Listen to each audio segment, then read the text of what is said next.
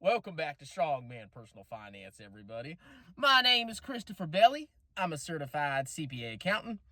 I'm a long-term boglehead investor. I'm author of the book Stop Being a Broke Loser. It's on Amazon. And I made a shocking discovery today. So, as y'all know, I work at a tax firm and I get a lunch break. I know, it's crazy. We actually get to eat lunch during tax season.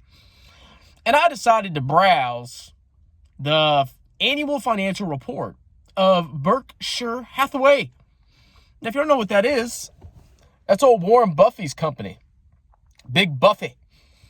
Now, Warren Buffett's a super famous investor, and I'm not doubting his investing skills, not in the slightest. He's a better investor than I am by far. I'm not trying to bash him on this video. But I was looking through the company's financials just very, very briefly, and I noticed something. So I saw on the balance sheet that as of, I believe, the end of 2021, they had roughly $350 billion of equity investments, stock investments. And they had roughly $950 billion of assets, which, okay, so about a third, looks like a third of their assets are in stoinks. Okay, cool. So I said, what does Warren Buffett's company own? What stocks does he invest in? Now, I looked, and the first stock that I saw was Tattooed Chef. No, I'm just kidding. So I looked at the company's list of equity holdings, and I could not believe my freaking eyes, all right? The number one stock in Berkshire Hathaway's portfolio is Apple stock, all right? Now, I don't hate Apple stock. I think it's okay, let me rephrase that. I don't hate the company. I think Apple is an amazing company. I'm filming this on a freaking iPhone, okay? I have no qualms on, worshiping Apple. Apple's great. It's a great company. Do I think the stock price is a little heavy right now? Yes, I do, okay? I think Apple is, $2.5 trillion market cap right now? Like, holy crap. Now, if you look at Berkshire Hathaway's stock portfolio, roughly 50% of that portfolio is in freaking Apple stock, okay? 50 freaking percent. Now, a lot of people, Warren Buffett's got a great reputation, obviously well-deserved. A lot of people look at Berkshire Hathaway stock and they say, well, if I buy Berkshire Hathaway, I buy Warren's portfolio, which you do. It's part of the assets of the company.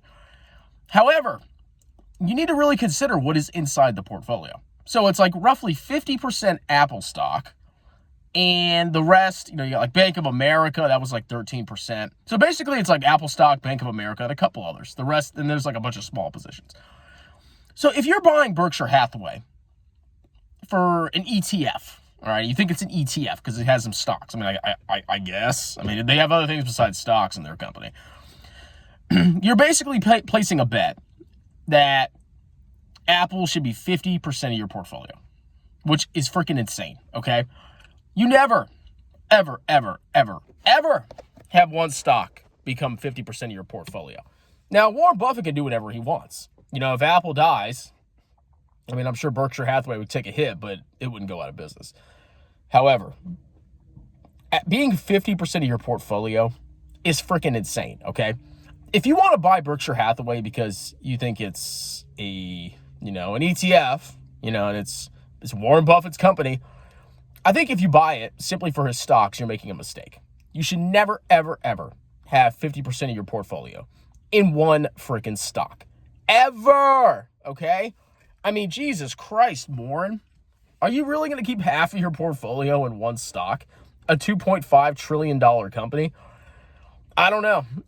Apple's a great company, but, looking at U.S. stocks in general, I think they're massively overvalued. Now, you may think I'm crazy. You're like, hey, strong man, Apple's so amazing. It's going to grow forever and ever and ever. I think it tripled almost tripled since the bottom of March 2020. It's pretty freaking crazy. However, there are some massive risks. The number one risk for any of those mega large cap stocks in the United States is a miss on revenue growth. Revenue growth for those stocks is, well, projected revenue growth is what is keeping a lot of those stocks afloat. Look what happened to Facebook. Facebook was what, over $300 at one point? You know, and Facebook was over $1 trillion company. And everybody was like, oh, Facebook, it's so amazing. It's the future, bro. Everybody uses Facebook. And then they missed on revenue, okay? Their guidance for revenue going forward was much lower than the market had expected. And the stock got freaking decimated, okay? I think it's like in the 180s now. I mean, it's probably a good buy now. I mean, I have enough freaking U.S. stocks and I'm not buying it. But if I was a U.S. stock only guy, yeah, I would heavily consider putting a decent amount of money in Facebook stock right now. But you got to be careful. You got to be mindful of stuff like that. So let's say you had Facebook as 50% of your portfolio. And what happened. Well, you lost a good chunk of your portfolio, okay?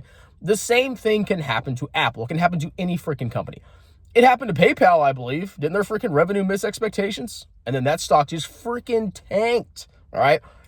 Amazon, if it happens to Amazon, that stock can get freaking annihilated. I mean, Amazon is all about, it's not a very profitable company. But everybody likes Amazon because of, AWS and, their revenue, they're a great growth company.